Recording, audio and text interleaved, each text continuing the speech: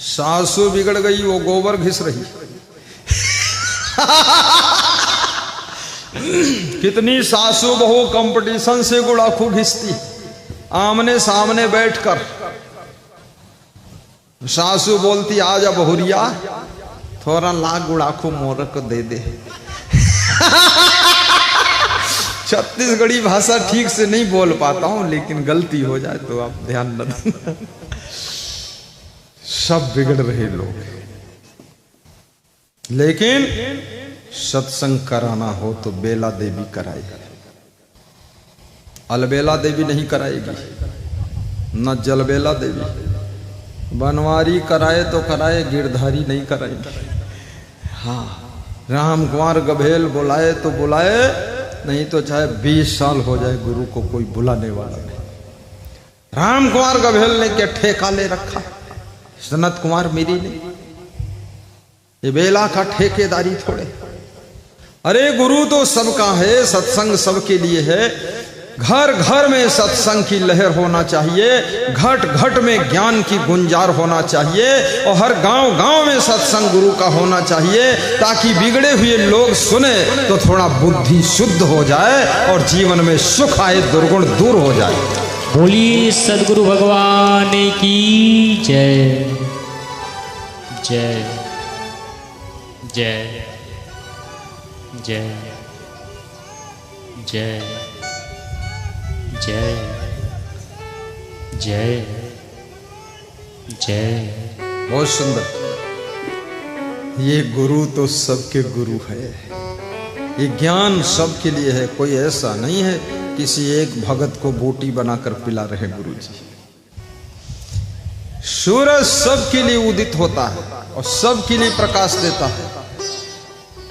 अब तुम प्रकाश लो न लो, दिन में सोते रहो, दरवाजा खिड़की बंद करके, आंखें बंद करके ओढ़ के पड़े रहो, तो सूरज की क्या गलती। और सूरज आया है, ये सूचना भी प्रचार प्रसार फैलाया गया है। कितना पोस्टर होर्डिंग लगा हुआ है दूर तक। अरे इतनी दमाद की सेवा नहीं होती है जितना सत्संग में। सत्संग सुनने वालों के लिए बहुत सुंदर भोजन भंडारा, सेवा, नाश्ता, जलपान, पानी, पौज आ रहा है कि पौज खा लो। रोज सत्संग सुनो, पौज से पानी पी लो। पानी पौज पीने के लिए भी दिया जा रहा है। दामाद जैसी सेवा, फिर भी आदमी का मन बस वही घर घर में है रावण बैठा। इतने राम कहां से लाऊं? घर घर मुंह में अंगुली डालना मना है, घर घर में रावण बैठा है। इतने राम कहां से लाऊं? और कलयुग बैठा मार कुंडली, जाऊं तो मैं कहां जाऊं? बड़ा संकट फंस गया। कुंडली बनाकर कलयुग मार के बैठ गया, बीच में फंसे पड़े। एक आदमी कह रहा था मैं तो ऐसा नरक में पड़ गया, अब जाऊं तो कहां जाऊं? तो हमने कहा कैसा नरक? बोले पत्नी भी दुष्ट है, बहू भी दुष्ट है, लड़का भी दुष्ट है। तो मैंने लड़कों से पूछा तुम्हारे घर सब दुष्ट है? बोले सब ठीक है, केवल बाप दुष्ट है। बेटों के लिए बाप दुष्ट है, बाप के लिए बेटे दुष्ट है। ये दुष्ट कैसे सुधरेंगे? दुष्टा बाहर ले। बेईमान लोग बहुत पैदा हो गए, चुट्टा। कितने भाई लोग रो रहे हैं कि मेरा भाई मुझसे बेईमानी कर लिया। मेरे पास एक लखीमपुर के भक्त आए, बोले कि मेरा भाई तो राम जैसा है। राम। हमने कहा सब हो गया काम, सफल प्रोग्राम, भाई मिल गया राम। तो तू क्या है? लक्ष्मण है कि भरत की शत्रुघ्न? बोला मैं तीनों एक में हूं। और 3 साल बाद आया, बोला अरे मेरा भाई रावण निकला। कैसे? बोले सब बेईमानी कर लिया, हम बर्बाद हो गए। हमने कहा राम के अंदर रावण छुपा था, तू जान ही नहीं पाया। बोले क्या करूं गुरुदेव, मैं तो आपका भक्त हो गया। तो हमने कहा भक्त हो गया तो क्या अंधा हो गया? देख तो ले, ये है क्या? तादाद से ज्यादा विश्वास करने वाले लोग हमेशा धोखा ही खाते हैं। सीमा से ज्यादा आंख मूंद कर दूसरों पर भरोसा करने वाले लोग हमेशा घाटा ही खाते हैं।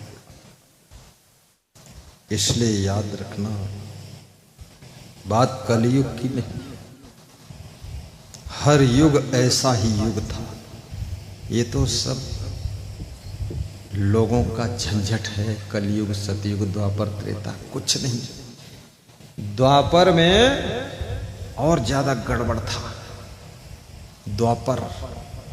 द्वापर में बहुत दुख के पापड़, और त्रेता में बहुत तिकड़म था। त्रेता में राम भगवान त्रेता में थे कि द्वापर में?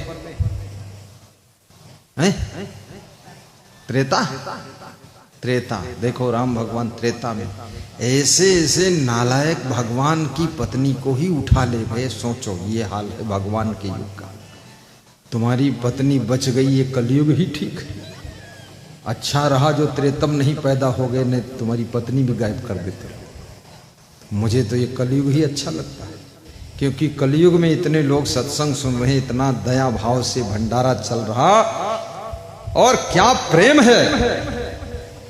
मुझसे श्री बनवारी लाल देवांगन असंग देव फर्नीचर, श्रद्धा उनकी देखिए, वो लगा बोर्ड गुरु के नाम से फर्नीचर की दुकान कि असंग देव फर्नीचर। सब झंझट खत्म कर दिया, सीधे नाम डाल दिया। लंबा लिखो कौन पढ़ेगा, शार्ट में असंग देव फर्नीचर हाउस है। कह रहे थे कि बहुत जल्दी फिर बुलाऊंगा। कैसा जोड़ा ऑटोमेटिक लग गया पति पत्नी का। दोनों का भाव बराबर है, तीनों बेटों का भाव है। दिन रात गुरु का सुमिरन करते हैं, नाम लेते हैं कि हे असंग देव, कोई दुख आता है तो असंग देव ये दुख को दूर करो, कुछ तो सहारा लो। अभी भजन कल यहाँ गा रहे थे, बज रहा था कि असंग देव के नाम का ले लो सहारा। तो मैंने कहा उतरो भैया, हम किसका सहारा दें, अब हमारे नामक सहारा तो सब ले लिए। तो हमने कहा क्षमा देव का नाम का तुम ले लो सहारा। अपने गुरु का सुमिरन करो और क्या करो। तो याद रखना, दुर्गुण को दूर करो। दुर्गुण के गर्भ से ही दुख का जन्म होता है। गलतियां ही तुमको दुख के कुएं में ढकेलती है। जिद, हठ और क्रोध और मनमानी आपके पतन का द्वार खोलता है। झूठ, कबीर कहते झूठ से बड़ा कोई पाप नहीं। और जो झूठ बोलता है, झूठ कोई दुर्गुण नहीं है, झूठ कोई बुराई नहीं। झूठ सारी बुराइयों को ढांकने की चादर है। झूठ लाखों बुराइयों को ढांक कर रखने की चादर झूठ है। इसलिए कबीर जैसे लाखों संत पैदा हो जाए, तुलसीदास खूब बोले झूठ साँच पर कोई झूठ अभी तक है जिंदा। कबीर ने कह दिया साँच बराबर तप नहीं, झूठ बराबर पाप। और झूठ मिटा नहीं, झूठ है। क्योंकि जब तक बुराई नहीं मिटेगी, अवगुण नहीं मिटेंगे, गलत काम नहीं मिटेगा, तब तक झूठ नहीं मिटेगा। क्योंकि कितना गलत करो, झूठ बोल दो बस। और गलत करने वाले जोर जोर बहुत बोलते, चिल्लाते बहुत, क्योंकि जोर जोर बोलूंगा तो अच्छे लोगों को दबा दूंगा। अरे तू जोर जोर बोल, चाहे लाउड स्पीकर में बोल, लेकिन लेटरिन खाया है तो वो कहां छूटेगी? गलत काम करके बैठा है। जोर जोर बोलने से क्या कोई शराब का नशा उतर जाएगा? जोर जोर बोलने से जो कुकर्म किया है वो कैसे दूर होगा? जोर जोर बोलता है, चुप रहे, फालतू मत बोल।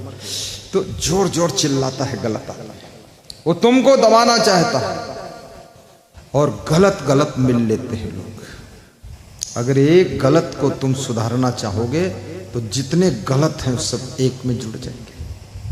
और जब तुम देखोगे मुड़ करके अरे ये 10 गलत लोग एक हो गए, और तुम देखोगे हम अच्छे लोग कितने बचे 2, तो तुम कमजोर पड़ जाओगे। इसलिए अच्छे लोगों ने हार मान लिया, क्योंकि रावण की संख्या ज्यादा हो गई और संख्या का भी महत्व है। इसलिए भारत देश में कितनी जातियां ऐसी हैं जो जनसंख्या बढ़ाने में लगी, कितने मजहब ऐसे हैं जो जनसंख्या बढ़ाने में लगे।